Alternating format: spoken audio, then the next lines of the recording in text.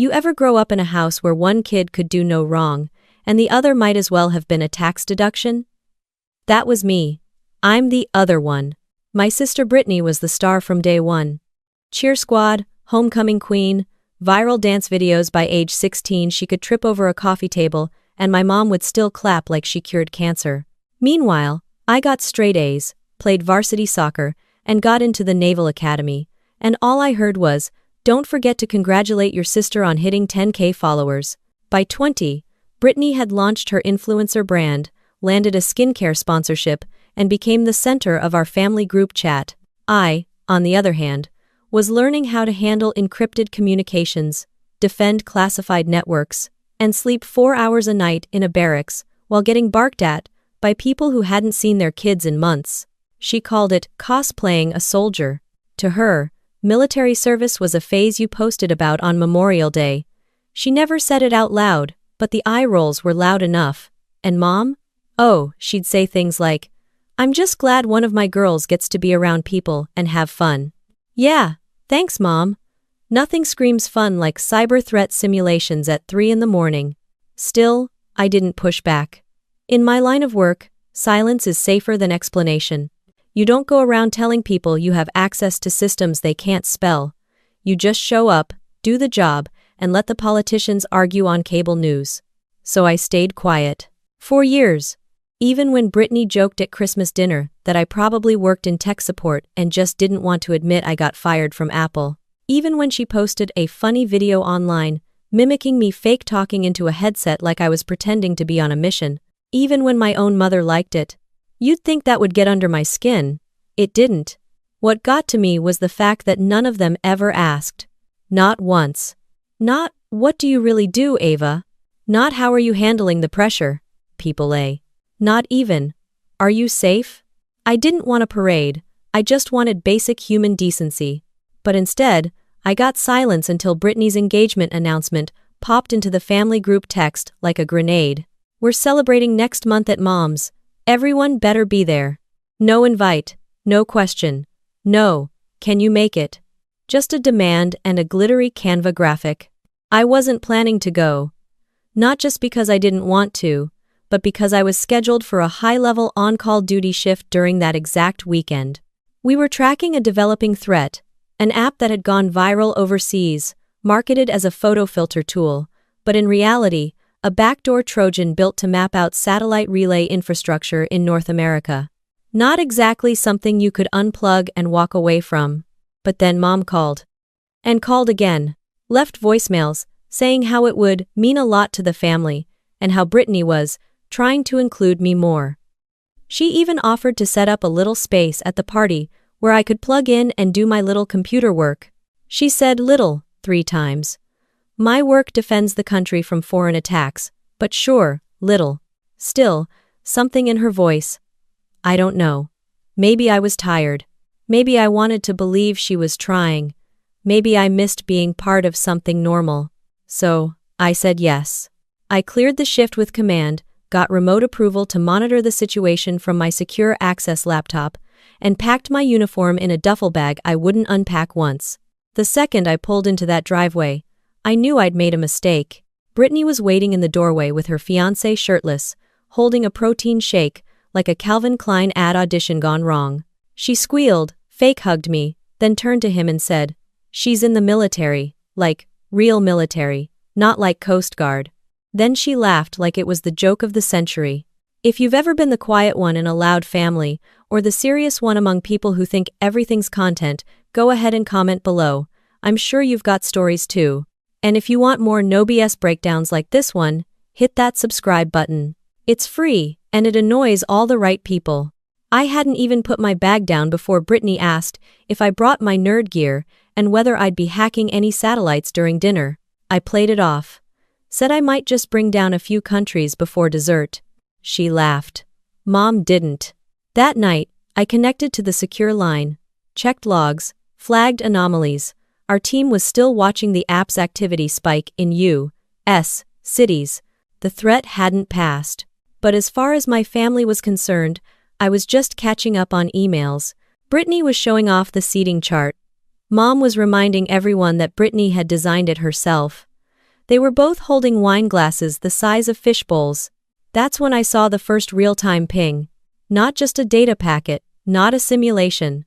A real infiltration attempt. Origin, spoofed IP in Eastern Europe. Target, uplink relays in Colorado. Vector, the app Britney's brand had just partnered with. My stomach dropped. And then I heard her laugh. Again. From the kitchen.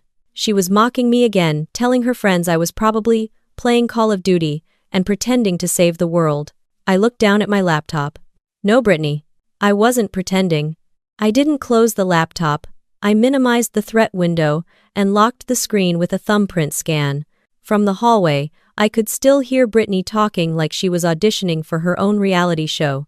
Everything had an audience. Every moment had a filter. And for someone who supposedly lived in the now, she spent an awful lot of time recording it. The guest room Mom gave me hadn't changed much since I was 17. Same pink wallpaper, same twin bed, same sad little desk. No one had bothered to update it. It was like the house had frozen in time the day I left for the academy, like they were just waiting for me to come back and start over as if I'd never left. I set up my equipment on that desk, my secure laptop, comms receiver, external shielding case, and 2 small routers that looked like they'd been pulled from a spy movie. If Britney saw them, she'd probably ask if I was about to live stream. What she didn't know is that I was plugged directly into a clothesline Pentagon subnetwork. What she thought was playing soldier was active duty. I had permission to be remote. But remote didn't mean relaxed. There was no vacation in cyber warfare. There were windows of vulnerability. And that app Britney's brand had just promoted? Yeah, it had gone from suspicious to dangerous in under 30 minutes. Cyber Command's feed showed the malware cloaking itself behind user traffic, hiding in viral trends and beauty filters. It didn't just steal data, it mapped keystroke patterns, encrypted relay positions, and geolocation metadata. This wasn't phishing. It was tactical mapping. And Britney's name was now part of the blast radius. She didn't know it. Neither did Mom. They were in the living room, popping Prosecco and rearranging throw pillows. It was like they were hosting an Instagram shoot instead of an engagement dinner. I could hear Britney laughing about her wedding mood board and making passive digs like, well, if Ava even comes to the wedding, I'm sure she'll wear combat boots to the rehearsal. I didn't take the bait. I wasn't going to fight someone who thought TikTok trends were a personality, but part of me felt it, the friction. The sense that no matter how far I'd come, to them, I was still the odd one out. The one who took life too seriously. The one who never learned to have fun. I was tracking a live breach with national security implications, and they were arguing over flower arrangements. And then came the knock on the door. Not a polite tap. A full knuckle, open hand pound. Are you even gonna pretend to hang out with your family? Or is this just one of your secret spy weekends? Britney's voice, nasal and loud, came through the door like she owned the place. I didn't answer. She opened it anyway. There she was. Tank top, lashes done, phone in one hand, wine in the other. She didn't even look at the gear on my desk, just at me. You're not even dressed for dinner, she said. And what's all this? She motioned toward my laptop and routers, like I was setting up a bomb. Work, I said. Still pretending, huh? She smirked. God, you're committed to the bit. She stepped inside without asking and walked straight to the window, looking out over the backyard. Just so you know, Mom wants a family photo before dessert. Try not to wear anything depressing. She left before I could reply. Not that I would've. I sat back down and rechecked the data stream.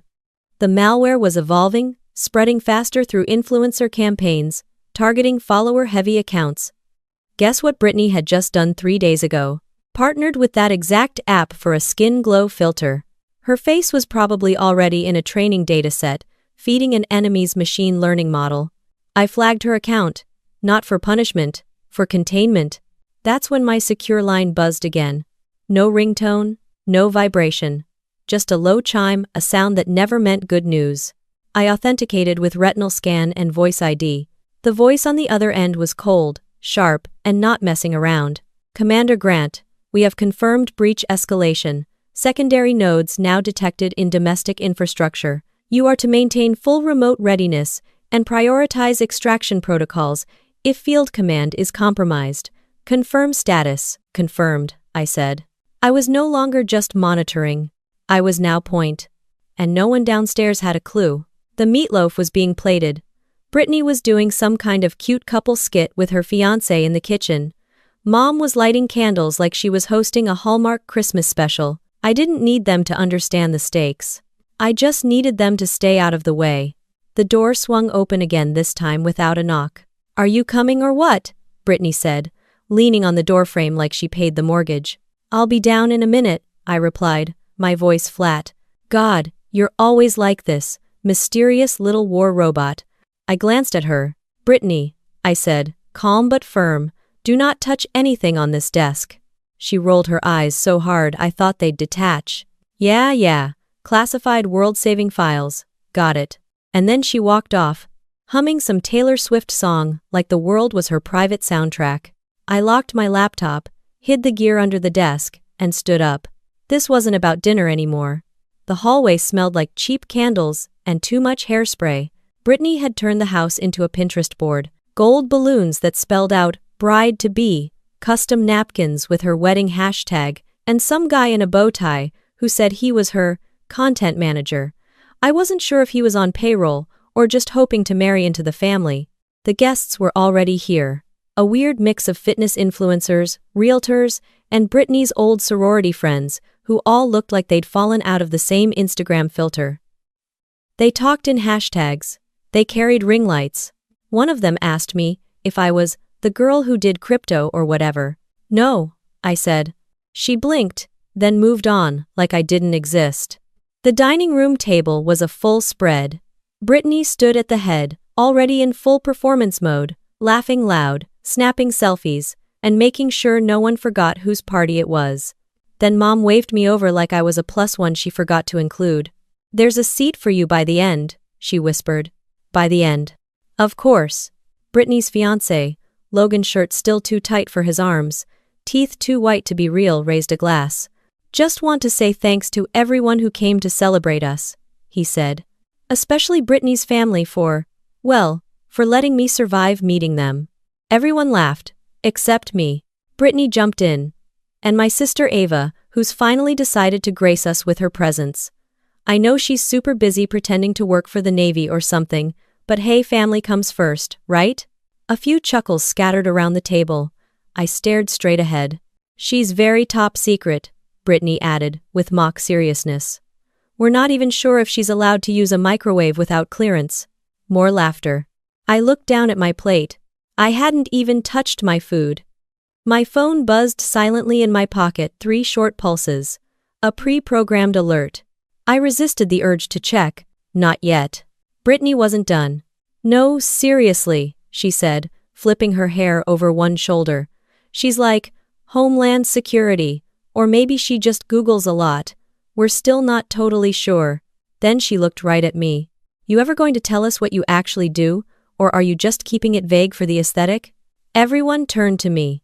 I wiped my hands on my napkin. "You don't really want to know," I said. She laughed again, fake and high-pitched. "Oh my God, that's such a military thing to say." Someone muttered, "She's probably just a code monkey." I pushed my chair back, not enough to stand, just to breathe. Then I heard it. From the living room. Brittany's voice. But not live. From a speaker. She had pulled up a video. It was me, from last Christmas. Standing outside on the porch, taking a secure call. Brittany had filmed it from inside, without me knowing. She dubbed over it with her own voice. "Yes, this is Captain Boring, requesting backup. I need emotional support, and a better skincare routine." The guests roared. She had waited an entire year to play this. I looked at Mom. She said nothing, just sipped her wine. I stood up. "Bathroom," I said quietly. I stepped away before the silence got too loud. In the hallway, I checked my phone. The alert was valid. Secondary servers compromised. The app's payload was live. Systems were rerouting firewall access to avoid exposure. This was no longer just potential risk. This was real infiltration. I opened the secure app on my phone. It required dual biometric ID, retina scan, fingerprint. Command came through. Priority elevation, Commander Grant. You are authorized for live counteraction. Engagement under remote conditions approved. I looked up. The house was still full of laughter. I wasn't mad anymore. I was done. Back at the table, Brittany had moved on to another joke. Something about people who act serious, but haven't done anything worth remembering. I slipped back into the room, silent, unnoticed. Then Brittany turned to me again. You're awfully quiet, she said. What, did we hurt your secret feelings? She smirked. I looked right at her. Actually, I was just authorizing a defensive protocol to prevent an enemy cyber attack on U.S. communications infrastructure, I said, calm. But sure, let's talk about my feelings. The room froze. Someone choked on their drink. Brittany's smirk cracked, just slightly. Relax, she said, trying to laugh it off. You're not that important. I didn't reply. I didn't need to. The system I just engaged? It prevented half the eastern seaboard from going dark. But sure, I wasn't important. I folded my napkin, set it down next to my untouched plate, and stood up again. No one stopped me this time. I didn't go to the bathroom. I went outside. Out the side door, past the trash bins, around the back fence where the noise from the dining room couldn't reach. The cold hit different when your blood pressure was already up. I leaned against the edge of the shed, opened my secure comms app, and ran a quick diagnostic on the defensive protocol I'd pushed through less than 10 minutes ago. Solid block, enemy nodes rerouted. Satellite relays holding stable. Good, for now. From the other side of the house, I could still hear Brittany's laugh. The kind of sharp, fake laugh people use when they know the spotlight's fading and they need to snatch it back. I stayed out there longer than I needed to. Not because I couldn't take it. I could. I just didn't want to go back in and pretend it hadn't happened. The jokes, the video, the fact that she filmed me without my knowledge and turned it into a punchline. It wasn't just disrespect, it was exposure. And for someone in my position, that wasn't just annoying, it was dangerous. My line buzzed again, not a call, just a secure pulse heartbeat ping from Cyber Command. It meant my presence was still active, still recognized, still locked into the defense perimeter. It also meant the situation wasn't getting better. I walked back inside through the side kitchen door. No one noticed. Brittany was now telling some drawn-out story about how hard wedding planning was. Logan stood behind her, rubbing her shoulders like she'd just returned from combat. Mom was lighting a third candle, even though the other two were melting down onto the tablecloth. I took my seat again. The one at the end. No one looked up. Brittany glanced at me from across the table. Hey, Ava, do Navy people actually go into battle, or are you more like, behind a desk? I met her eyes. It depends, I said. Sometimes the battle is the desk. She laughed, like I'd proven her point. The rest of the table tried to pretend they weren't listening. Then came the turkey. Mom brought it out like it was the climax of the night. Big dramatic entry, perfect golden skin, whole production. Brittany picked up the carving knife like she was about to operate, then handed it to Logan. I don't cut things, she said with a wink. I just make them look good. He flexed his forearms like a guy who thought masculinity lived in the gym. Logan carved. Brittany narrated. Everyone clapped. And I sat there wondering how this was the same table I'd grown up at, the same spot where I used to do homework while Mom watched Jeopardy, the same spot where I told her I got into Annapolis, and she said, "That's nice, but your sister's recital is that same week." The turkey made it around. People served themselves. I didn't eat. I glanced at my phone again. Another alert disguised as a weather update. They were coming faster now. The malware had gone adaptive. It was learning faster than projected. But of course, none of that mattered at this table. What mattered here was how Brittany looked in photos, whether Logan's parents could afford the rehearsal dinner, and how soon Mom could redecorate the living room to look more elevated rustic before the bridal shower. I took a slow breath. Then I heard my name again. Ava, Mom said suddenly. Why don't you tell everyone what it is you actually do? You've never really shared, and I think we'd all love to hear. I looked at her. It wasn't curiosity in her eyes. It was the same expression she always wore when trying to smooth things over, when pretending like family drama could be edited out of the scene if she just forced enough smiles. Brittany leaned forward, elbows on the table, hands under her chin. "Yeah," she said. "Let's hear it, soldier girl." I locked eyes with her. "I work in cyber operations," I said, plain. "Real-time threat management, infrastructure defense, high-level intel traffic coordination." Blank stares. "So, it?" Brittany asked. "No," I replied. "National security." More silence. "You mean like, with passwords?" Someone mumbled. Logan jumped in. "You ever hack stuff? For real?" I didn't answer. There was no point. Brittany laughed again. "Well, whatever it is, I'm sure it's super classified," she said. "Just like your personality." Even Mom chuckled at that one. I looked down at my untouched plate again. Then, up at the lights. Two flickered. Not enough for concern, but enough to notice. Electrical irregularity. Just enough to suggest a signal disruption. I reached for my phone again, checked my backup secure channel. More data spiking. Someone was pushing back against the firewall. Not a test, a probe. They were getting smarter. I turned my screen off and slipped the phone into my pocket. "Sorry," I said, pushing my chair back again. "I need to take a call." "Of course you do," Brittany muttered. "Always on some secret mission." I didn't respond. Just stood, walked to the patio door, and stepped outside. And then the secure phone rang. Not buzzed. Not pinged. Rang. That wasn't just Cyber Command. That was higher. I picked up without hesitation. "This is Grant. Authentication Bravo Kilo 9er. Go ahead." And the voice on the other end? It wasn't from the base. It wasn't even from the Pentagon. It was from the White House. My hand didn't shake. My voice didn't crack. There's something that happens when that level of command reaches out directly. You stop being the person you were 5 minutes ago. You stop being the daughter who's too quiet or the sister who never fits in. You become the asset.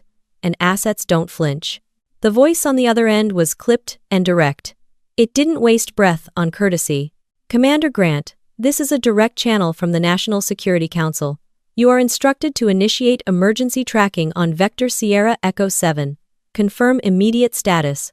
"Confirmed," I said. "Authorization in progress." The air was sharp and still. I could hear laughter through the patio door, still faintly echoing from the dining room. I could picture them, Brittany probably doing some story post, Mom adjusting the lighting to make the pie look more holiday perfect. Inside, decorative chaos. Outside, real operational protocol. I moved quickly, one hand still holding the line, the other unlocking the secondary panel on my secure phone. Thumbprint, retina. Connection established. The threat signal was spreading across 3 new cities. The malware was jumping nodes, using influencer devices as live relays. I issued the first part of the countermeasure. Not a shutdown, a trace and suppress. It would buy us 20 minutes, maybe less, before another vector evolved. Then I heard the door slide open behind me. Brittany stepped out, holding her wine glass like it was a trophy. "Oh my God, are you seriously taking a call right now? During dinner?" I kept my back to her. "Secure line," I said quietly. She scoffed. "You're not in a movie, Ava.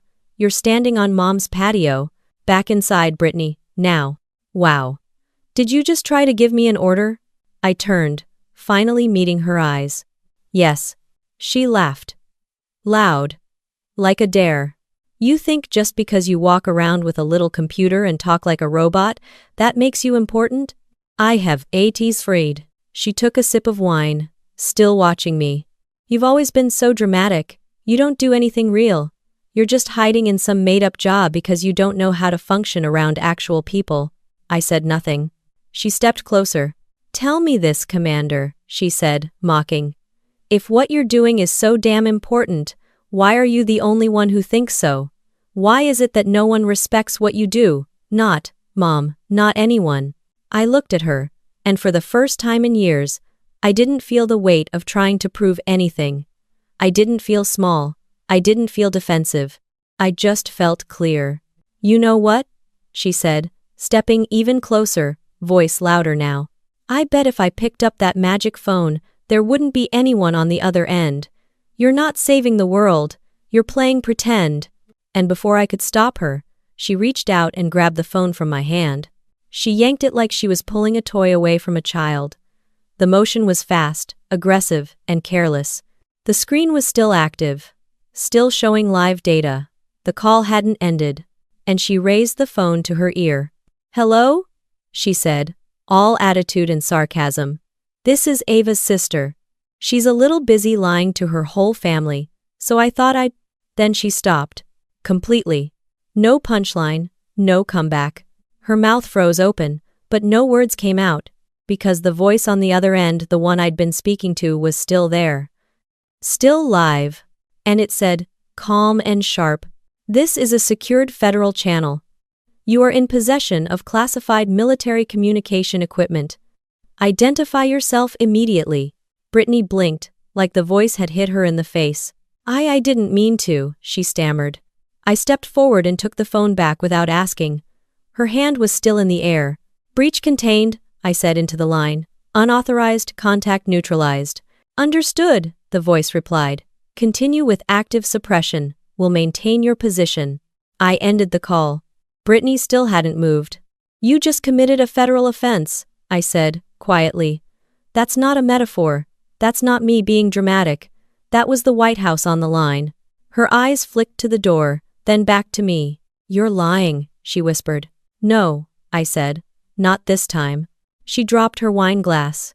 "Didn't mean to, just lost control." It hit the patio tiles and exploded into pieces. Inside, someone shouted, "Everything okay out there?" Neither of us answered.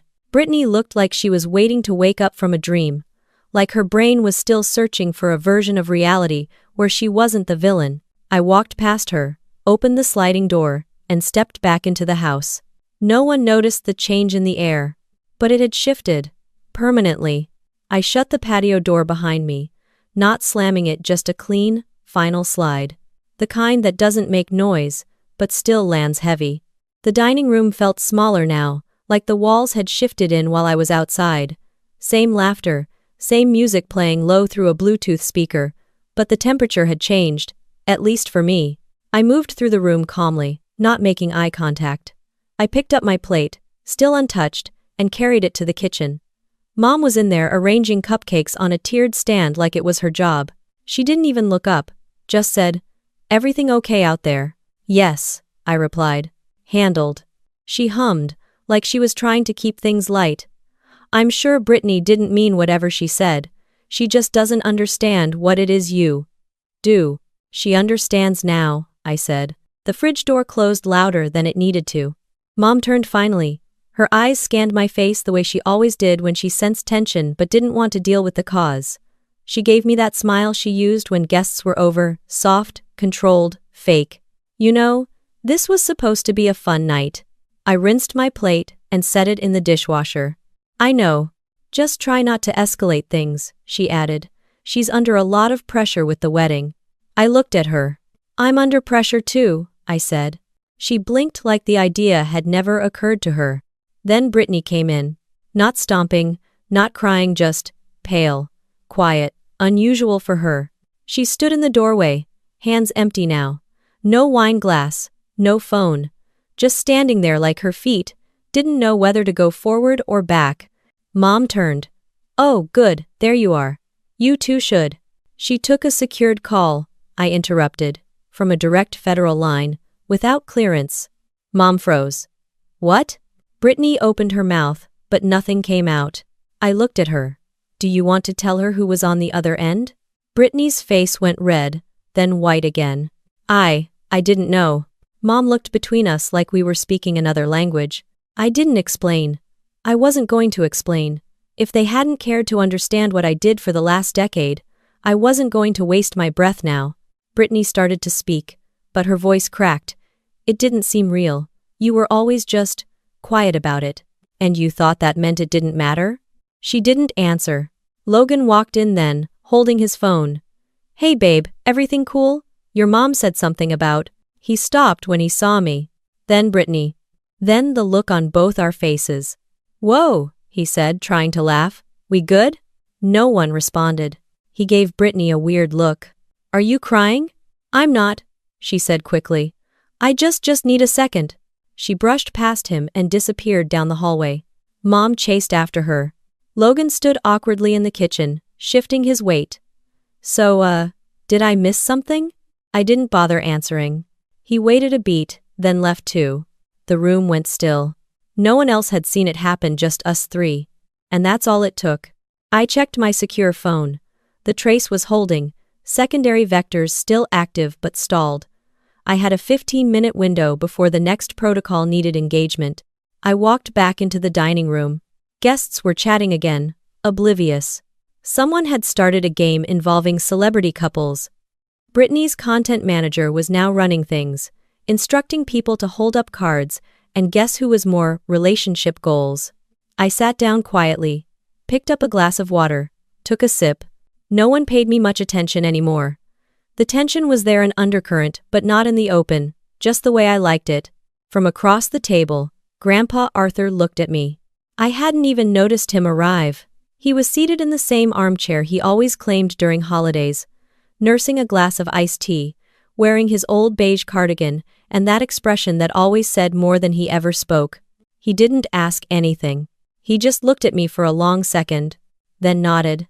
Not big, not dramatic, just once.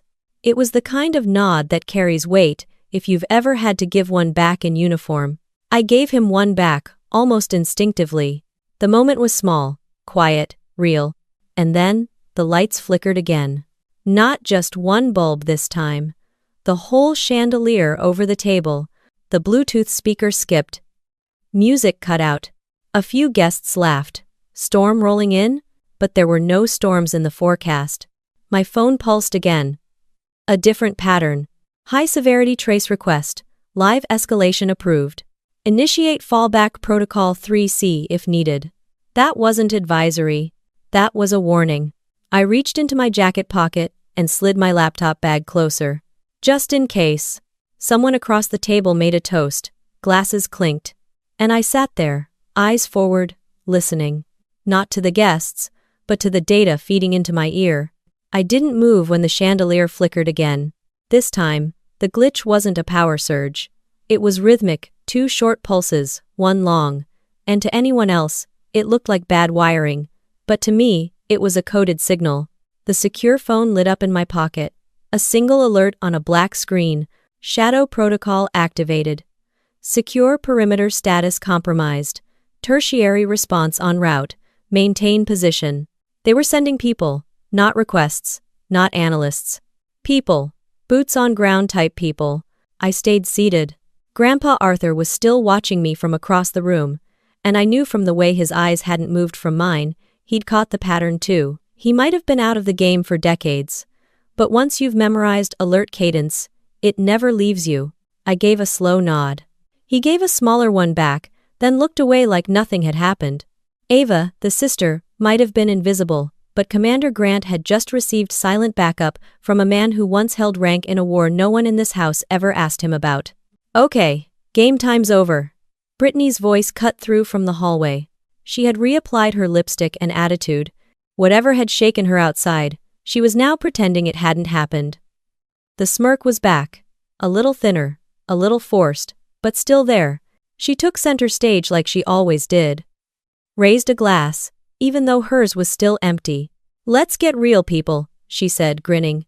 "This night is about love, commitment, and me, not throwing someone off the guest list for being a party pooper." Everyone laughed. She looked at me. "And yes," she added, "we've all had a little wine, but that's no excuse for pretending we're in a spy thriller, right, Ava?" Scattered chuckles again. I didn't answer. She didn't care. She didn't need a response. The whole room was her camera. Until it wasn't. Because that's when the knock came. Not a polite tap. A knock with weight. Authority. A pattern of 3, pause 2. Grandpa Arthur sat forward.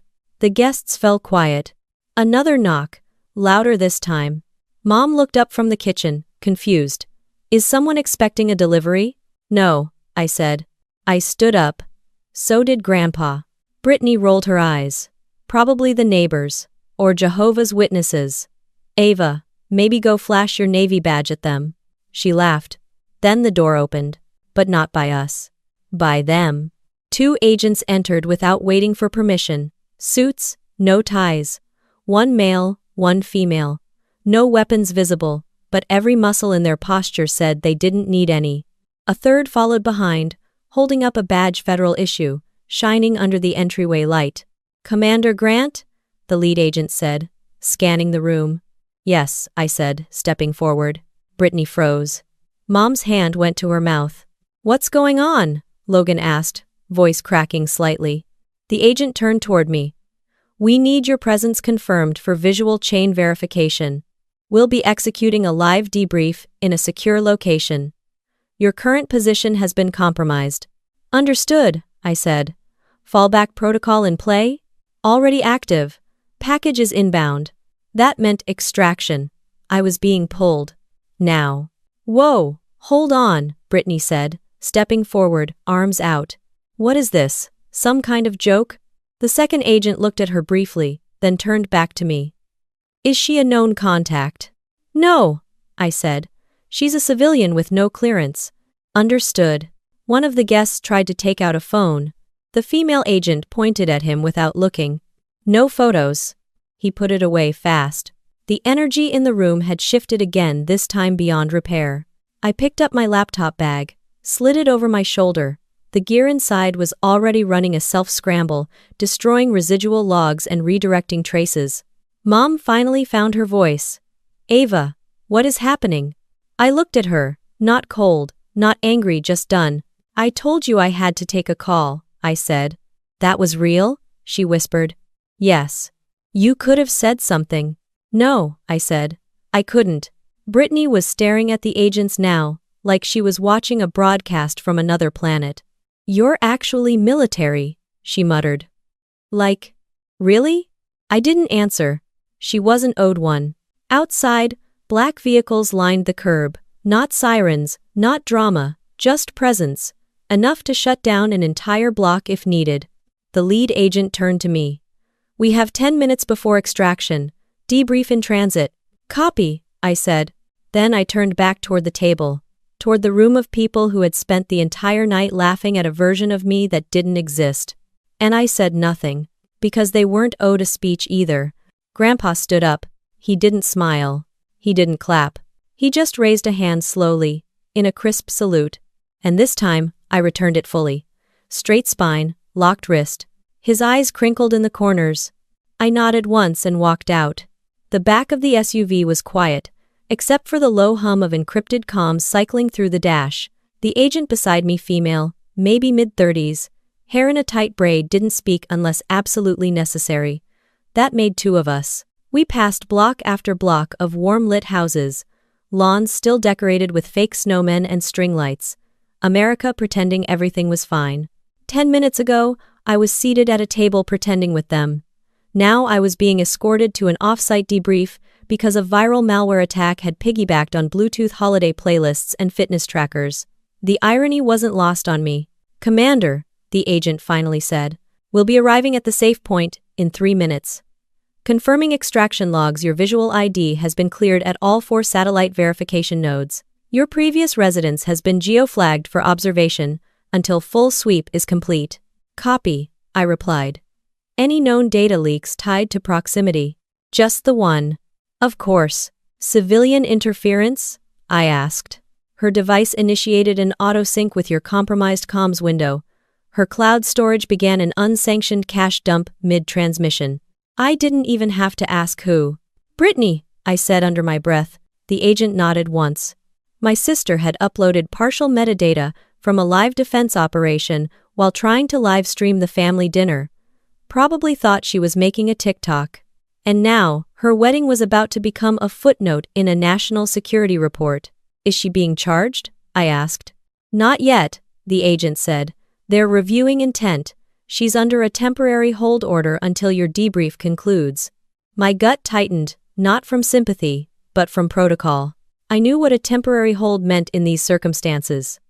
Frozen accounts, travel restrictions, full surveillance.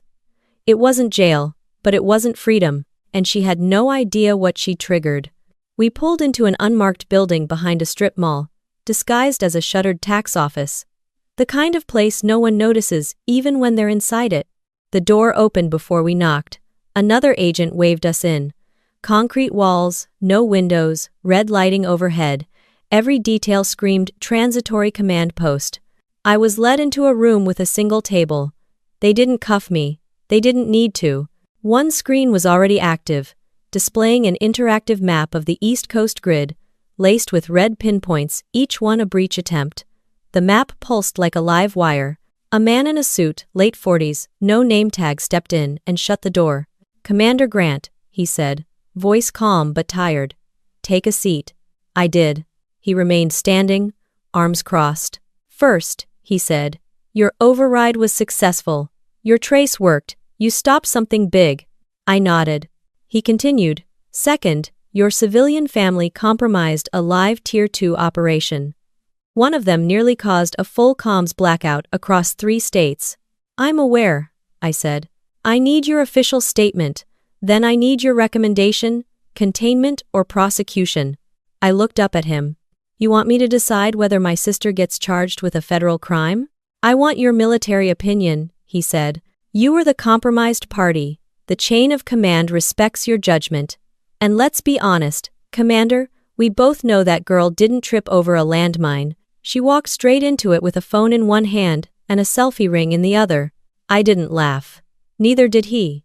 I thought about Brittany at the dinner table, so confident that her version of the world was the only one that mattered, that nothing important ever happened unless it was captured and captioned. That silence equaled insignificance.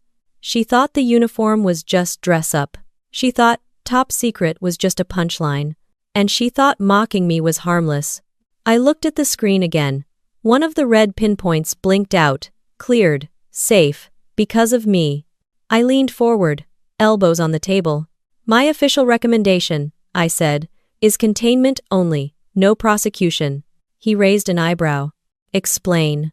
"She's not malicious," I said. "She's just careless, and reckless, and used to thinking no one's watching. The hold order is enough. Let her live in that uncertainty for a while. That's worse than any sentence." He didn't smile, but he understood. He pressed a button on the tablet in front of him. "Containment protocol acknowledged. Civilian subject will be flagged for Category 3 behavioral surveillance." He closed the file. "Debrief complete," he said. "You're cleared to return to base." I stood, slid the chair back into place. As I walked out of the room, I passed another agent in the hall. He nodded toward the operations room. "Good call, ma'am. We almost lost Chicago." "Almost doesn't count," I said. "Not on my watch." The SUV was waiting outside. The ride back wasn't long, but it gave me time to open one last secure window on my phone. Brittany's wedding website was still live. I tapped the link. 404, page not found. A digital blackout. Fitting. The next morning, I was back at the Base 0 Dark 30, full uniform, boots hitting the concrete like nothing ever happened. The night before was already buried beneath layers of encryption and incident reports. But family doesn't operate on secure channels. They use text messages. Unfiltered, emotional, reckless. By the time I cleared my desk and refilled my coffee, I had 11 unread messages from Mom, 2 missed calls, 1 voicemail, all sent between 3 and 5 a.m. when panic and guilt start fighting for the same oxygen. The first message read, "Ava, what did you do?" Then, "Your sister is being treated like a criminal." Followed by, "Fix this, please, before the neighbors find out." Not a word about the malware, or the breach, or the classified line Brittany intercepted, just concern over embarrassment. Typical. I deleted the voicemail before listening to it. I didn't need to hear Mom cry and spin the story to make Brittany the victim. That had been her talent my entire life, turning the spotlight away from accountability and onto appearances. Growing up, if Brittany lit the curtain on fire, I was blamed for opening the window. The 12th message came through while I was walking into the secure control room. This one was different. From Brittany. Just 2 words. "I'm sorry." No punctuation. No explanation. Just that. I stared at it for a second longer than I meant to. Not because I believed it, but because it was the first time she hadn't added a laughing emoji or a sarcastic one-liner. But I didn't reply. Commander Grant doesn't answer civilian texts during active operations, especially not from her biggest security liability. At exactly 0900 hours, my commanding officer called me in. He didn't waste time. "You handled yourself well," he said, tapping a report on his desk. "Cleanest civilian containment we've had all year. Intel confirms your call prevented 3 satellite overrides." I nodded. "Thank you, sir." He flipped the page. "There's a press inquiry from a news outlet in D.C. Apparently, someone leaked that a cyber defense incident occurred in a residential neighborhood." I didn't flinch. "We've scrubbed all evidence. Local law enforcement was rerouted. No footage escaped the block." He nodded. "Good. But keep an eye on your family." "I always do." He paused. "Ava," he said, tone shifting slightly. "You did the right thing, and not just in protocol, in restraint. Most officers would have let her burn." "I didn't want revenge," I said. "I just wanted her to understand, I'm not invisible." He gave a small smile. "She does now." Back at my station, the feed was clean. No new threats, no anomalies, just silent data crawling across the screen like a well-behaved ocean. It wouldn't last, of course. It never does. But for a moment, the world was stable, until the phone rang again. Not the secure one. My personal cell. Caller ID, Carol Mom. I let it ring twice. Then I picked up. She didn't say hello. She went straight into it. "Ava, I know you think you're helping, but you're tearing this family apart." I didn't answer. She didn't mean to do anything dangerous. She didn't know. "One." "She grabbed a federal device," I said calmly, "during a live operation." "She thought you were lying," Mom snapped. "She thought you were trying to make her look stupid." "I wasn't trying to do anything," I said. "She did that all on her own." Mom's voice cracked. "The wedding's cancelled. Her fiancé's family is humiliated. You could have handled this quietly." I stared at the wall. White, blank, like her version of reality. "You mean privately," I said. "So no one would find out how reckless she is." "She's your sister," Mom said, almost begging now. "Don't let this be permanent. Just help her. Say it was a misunderstanding. Something." I closed my eyes. "You raised 2 daughters," I said. "One who always played loud, one who always played quiet, and now the loud one nearly crashed a defense grid, and you want the quiet one to make it all go away.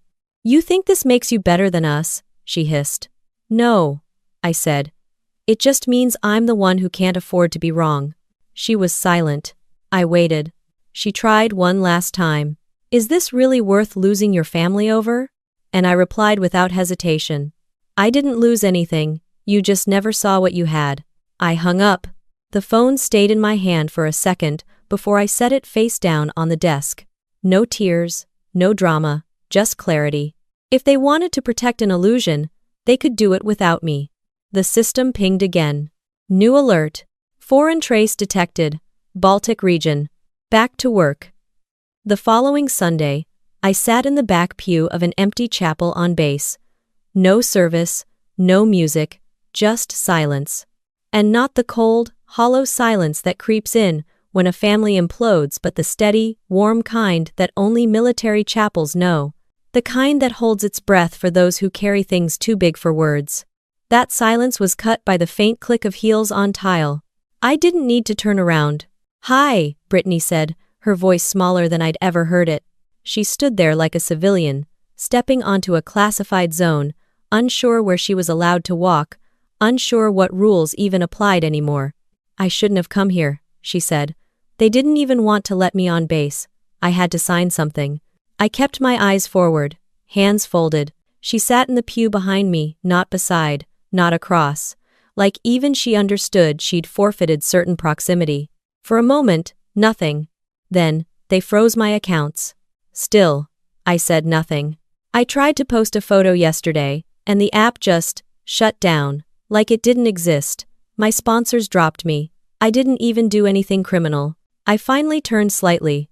You uploaded partial metadata from a live national security operation to a third-party cloud while intercepting a federal line. She blinked. I didn't know it was real, she said again. I faced forward again. That's the problem. She exhaled sharply. You don't have to keep punishing me. I'm not, I said. The consequences just finally caught up. I said I was sorry. I don't think you even understand what you're sorry for. Silence again. Then she said the thing she always says when logic fails her. Mom thinks you should forgive me. I let that hang in the air. Because of course, Mom thinks that. Of course she wants the clean ending. The photo op. The manufactured piece. She said we shouldn't let one mistake ruin the family, Brittany added. One mistake? I repeated, voice even. You mean the years of undermining me, mocking everything I do, making sure I was the family punchline? Or do you mean the felony? Brittany flinched. That night wasn't about you, she snapped, just for a second. It was supposed to be about me and Logan. You made that clear, I said. Right up until the moment you nearly took down communications across the eastern seaboard. She looked down. I could see her hands trembling in her lap. No longer manicured, no longer camera-ready, just raw. I didn't mean for it to go that far, she whispered. Most disasters don't start with intention, I said. They start with arrogance, then denial, then a refusal to take responsibility. I came to say thank you, she said. They told me you're the reason I wasn't prosecuted. That was true. She didn't need to know how close she'd come to getting flagged on a no-fly list, or how long her name would stay buried in the NSA's risk database. I didn't say anything. I guess I just thought you made up this whole military thing, she added, voice cracking. You never talked about it, you never bragged. That's because it wasn't about me, I said. It was about keeping people safe, even people who didn't believe I mattered. It's not about. Her shoulders slumped. She wasn't here to fight. Not this time. And I wasn't here to break her. But I also wasn't going to be the one to stitch the illusion back together. If you're waiting for a dramatic hug, I said, it's not coming. She almost laughed. I figured. I stood up, turned to face her completely. You want forgiveness? I asked. She looked up. Yes.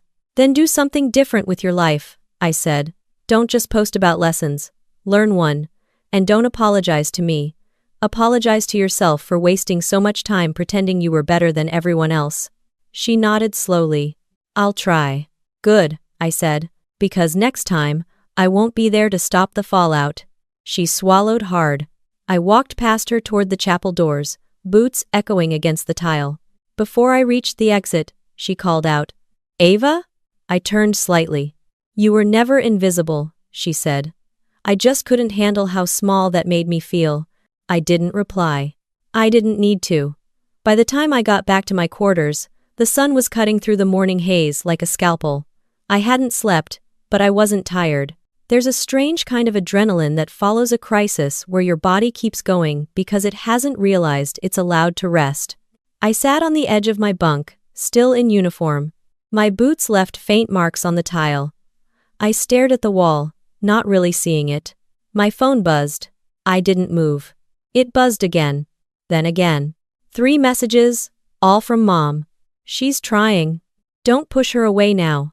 You know she's not like you. No, she's not. And that was the point. I finally unlocked the screen and stared at the last message a little longer than I should have. Then I tossed the phone onto the desk and opened my laptop. No family drama, no damage control, just the clean hum of systems waiting for orders. As it booted, I glanced at the small frame on my shelf, a picture of my unit overseas. We were covered in sweat, dust, grease. No smiles. Just eyes that had seen too much and stayed focused anyway. No filters, no likes, just work. That was the thing Brittany never got. To her, power was loud, visible, a curated brand. She never understood that the real kind was quiet, invisible by design. The kind of power that never needs to scream because it's too busy holding the line. She had spent years mocking me for being too serious, for not laughing at her jokes, for acting like I was better. She never saw it as projection. She never saw me, until she looked through the wrong screen and saw the president. And even then, It took a public disaster for her to see what I had been doing in silence all along. I launched the secure interface and checked my assignment queue. One flagged item: Cyber Command's Internal Recognition Board. I clicked through. The citation was simple, short. It read, Commander Ava Grant, commended for field-level judgment, containment execution, and integrity under public scrutiny. Civilian exposure neutralized with zero collateral. It wasn't a medal, but it would go in my file. I leaned back in the chair and let out a breath I hadn't realized I'd been holding for hours. A knock on the door snapped me out of it. Not protocol, not emergency, just human. I opened the door. It was Lieutenant Samir, my second in command. He held 2 coffees and looked like he hadn't slept either. "Morning, ma'am," he said, handing me one. I took it. "Appreciate it." "You missed a good one," he said, smirking faintly. "Someone tried to breach our West node using an AI-generated dating profile." I raised a brow. "Effective?" He shrugged. "Almost got through." I chuckled. "Just once." He stepped inside. "So, is it true?" "What? That your sister almost live-streamed DEF CON protocols to her wedding guests?" I gave him a look. He grinned. Okay, I'll shut up." He set his coffee down and slid into the chair across from me. "You okay?" he asked, softer now. I paused. "I don't know," I said honestly. "Want to talk about it?" "No." He nodded, not offended. We sat in silence for a bit. 2 officers, 1 desk, 1,000 things unsaid. Then he said, "My brother once hacked into my training sim, just to prove I wasn't that special." He almost triggered a base-wide lockdown. I looked at him. "What happened?" "I made him fix it. Every line of code. Took him 3 days." "That all?" "No," he said. "I told my parents if they ever asked me to apologize for embarrassing him again, I'd transfer to Alaska." We both laughed, and this time it didn't feel forced. He stood to leave. "Whatever you're carrying," he said, "you don't have to carry it alone." I nodded. He left. I closed the door, sat back down, and opened Brittany's final text again. "I'm sorry." No hashtags. No tags, no followers. Maybe it was real. Or maybe it was just fear. Either way, it was more than she'd given before. She once told me I was too cold. That my job had made me robotic. But the truth is, I feel everything. I just don't leak it. Because when you're in the room where decisions are made, emotions don't get a vote, only outcomes do. And this time, the outcome was her freedom. Even if she never understood what it cost. 2 months later, I received a package that had no business arriving on a military base. No return address. Just a soft pink box wrapped in silver ribbon. The kind of thing that usually came with glitter or guilt. The guards had already screened it. No threats. No devices. No tracking bugs. Just a handwritten card on top. "Thought you might want this back, B." Inside the box was my old college sweatshirt, navy blue, cracked lettering across the front. She had borrowed it back when we still talked. Back when I still believed she respected me, even just a little. It smelled like a scented candle store and self-pity. I folded the hoodie once, slid the card into my drawer, and threw the box away. That was her version of closure. Mine looked different. Because the following day, I stood on the platform of the Pentagon's central atrium, dressed in formal whites, 3 stars on my collar, my nameplate shining under overhead light. I wasn't speaking. I wasn't presenting. I was being introduced. The citation was brief, but heavy. For exemplary leadership, operational precision, and continued excellence in the field of national cyber defense, Commander Ava Grant is hereby elevated to Vice Admiral, United States Navy. Applause broke like thunder. Not from civilians. Not from influencers. From people who knew what it took to survive in the rooms where silence saves lives. My mother wasn't there. Brittany certainly wasn't there. But my unit was. Grandpa Arthur had sent a typed note from his retirement home. It was 2 lines long. Proud doesn't begin to cover it. Salute earned. Never needed permission.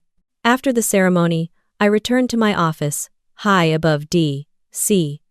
The skyline reflecting off the glass, like a quiet reminder that everything below still moved, because we kept it moving. There was one final thing waiting on my desk. A letter.